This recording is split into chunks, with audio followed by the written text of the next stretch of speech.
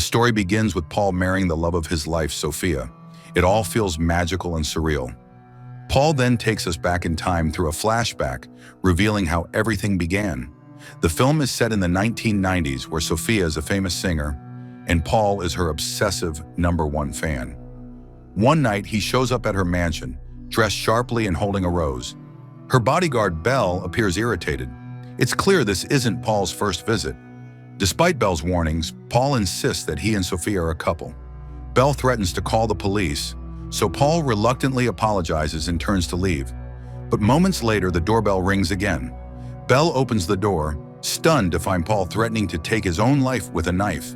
Belle tries to calm him down, but Paul, spiraling deeper into delusion, mistakes him for Sophia. He pulls out an invisible ring and proposes. Left with no choice, Belle plays along and accepts. Ecstatic, Paul starts talking about their wedding and moves in for a hug. But then, Paul stabs Belle and steps over his bleeding body to enter the house. Even though Sophia isn't home, Paul explores her mansion, plays her piano, takes a bath, and acts like he owns the place. Meanwhile, Belle lies outside, critically injured, losing consciousness as sirens echo in the distance. The story jumps 6 months ahead. Sophia is now lounging in her mansion with her casual boyfriend Rhodes, a famous basketball player. Her assistant Kaylor calls to inform her that Belle has returned. He's recovered and is resuming his role as her bodyguard. Sophia runs to greet him, clearly relieved and emotional. The next scene introduces a man named JH, and we hear Paul's voice through a voiceover. He's asking JH to pick up a package and prepare for their next move. Paul is thrilled, thanking JH for joining the incredible journey he and Sophia are about to take. That evening, Sophia and Rhodes visit a vibrant pub, dancing and enjoying the night. Meanwhile, Belle is at home when he sees news that Paul has escaped from the psychiatric facility, alongside another patient named Penny. Alarmed, he leaves his daughter Abby with her aunt Eleanor and rushes to warn Sophia. Elsewhere, Paul meets JH and introduces Penny, who's just as unstable. Back at the mansion, Sophia returns home after Belle urges her to. She's startled to see police inside. Belle explains that Paul escaped 2 hours ago. Meanwhile, Paul and his crew are driving at night. Penny comments on JH's unusual eye, and Paul reveals it's from a parasitic infection. The group stops at an elderly man's house. Penny knocks on the door, saying her car broke down and asks to use the phone. The old man agrees to help, but her creepy grin says otherwise. The story cuts to Eleanor doing chores at home. She glances outside and is horrified to see JH nearby. She immediately calls Belle, who tells her to contact the police. He also instructs Rhodes to lock the mansion's doors before he rushes off. Soon after, a quirky police officer visits Eleanor. She nervously explains the situation, but he dismisses her concern, eager to leave for a musical audition. Eleanor refuses to let him leave and demands he stand guard. Back at the mansion, a security guard watching the surveillance footage spots a strange trunk outside. As he investigates, the power suddenly cuts out, plunging everything into darkness. He hurries back inside. Sophia lights candles and Rhodes asks where the circuit panel is. She doesn't know, so he grabs the candle and heads off to find it. Meanwhile, the guard looks for tools when Penny sneaks in. She grabs a flashlight and starts choking him, but he fights back. After a brutal struggle, Penny wins, finishing him off with a microwave. Now alone, Sophia bolts the doors and windows. A candle flickers as a shadow silently appears behind her. Rhodes in the garage finds the circuit and restores power. Just then, Paul hugs Sophia from behind. He apologizes for being away so long.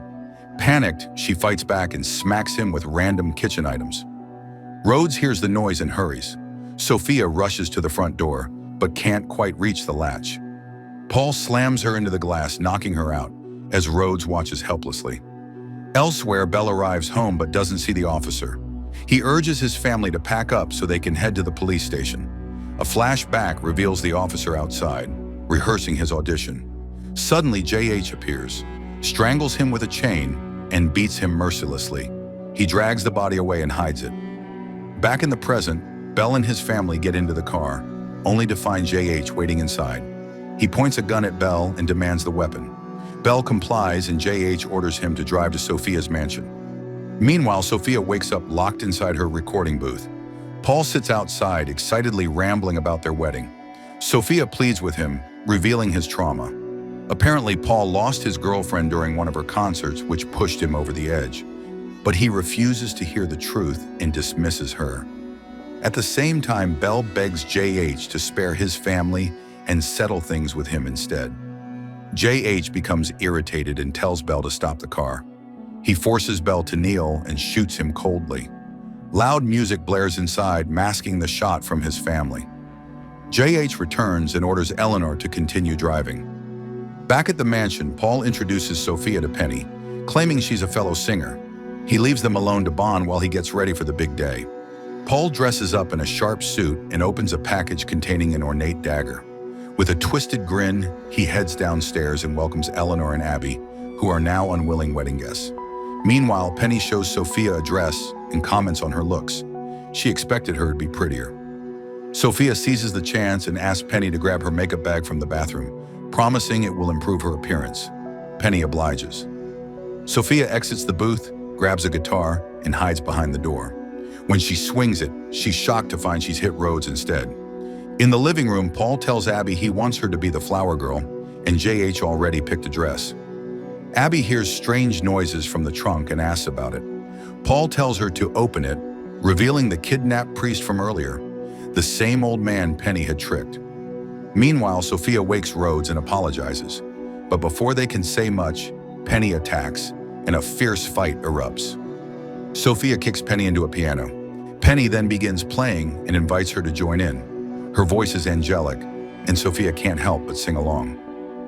Rhodes regains consciousness, confused by the musical chaos. Suddenly, Penny stops and hits Sophia for singing off-key. Penny grabs Sophia and smashes through a window, douses Sophia with flammable liquid, and tries to set her on fire. Sophia fights back, slashes Penny, and pours the liquid on her instead. She lights a flame, but can't bring herself to burn Penny alive. Sophia checks on Rhodes and tries calling the police, but Penny reappears and attacks again. They fight brutally, ending with Sophia shoving her into the recording booth. This time, Sophia doesn't hesitate. She lights a piece of paper and tosses it through the booth window. Penny screams as she burns alive. Sophia watches, horrified, then tries using a fire extinguisher, but it's too late. The priest tries reasoning with Paul, urging him to face reality. Paul refuses and heads upstairs. Sophia, meanwhile, tends to Rhodes, who whispers that he saw a little girl earlier. Worried, she goes to find Abby. Sometime later, Paul shows up looking for Sophia, but instead he runs into Rhodes. Lost in his fantasies, Paul mistakes the basketball star for Sophia and starts showering him with compliments. He even pulls out his elegant dagger and rambles about how meaningful it is to him. Rhodes stares in stunned silence as Paul suddenly leans in and kisses him, leaving him completely baffled. Meanwhile, Sophia is in the living room, nervously asking Abby if she's seen her dad. A flashback reveals that JH, who only has one eye, was uncertain whether the bodyguard had actually died. The film jumps to the following morning, where Kaylor finds Bell lying beside the road and quickly wakes him. Turns out the bullet merely grazed his head. He's alive. He takes Kaylor's car and rushes back to the mansion. When he arrives, he finds the place a mess and completely deserted. Then he spots a wedding invitation on the floor and realizes they've already left. In the next sequence, everyone's at the church preparing for the twisted wedding.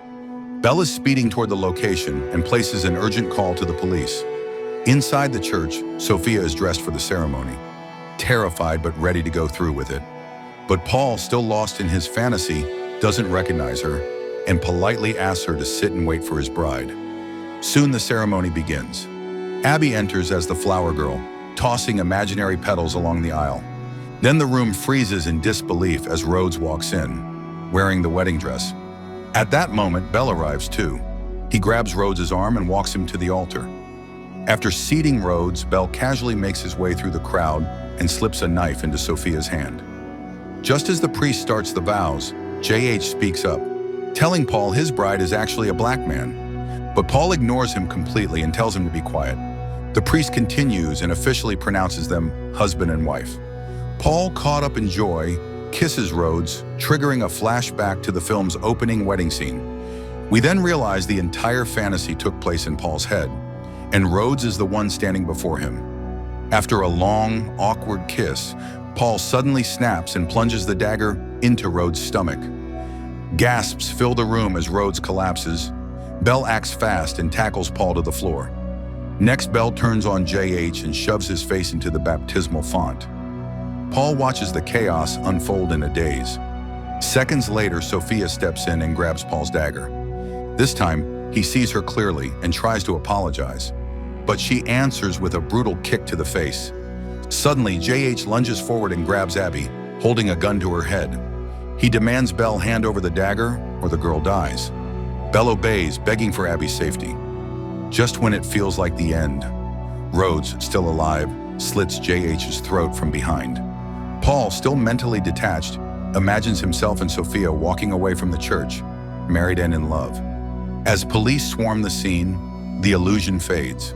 Sophia turns to Rhodes and asks if they should give things another try. He jokes that he's married now. Elsewhere, Bell tells Abby he's quitting the bodyguard life. It's just too dangerous for anyone close to him. In the final shot, Paul sits in the back of a police car, convinced it's a limo. He babbles happily about their honeymoon and asks to be dropped off at the Hilton. But the fantasy crumbles, and Paul breaks down in sobs as the weight of reality finally sets in. And that's Borderline, a wild, twisted ride through obsession, delusion, and one seriously unhinged wedding. If you enjoyed the breakdown, don't forget to like, subscribe, and drop your thoughts in the comments.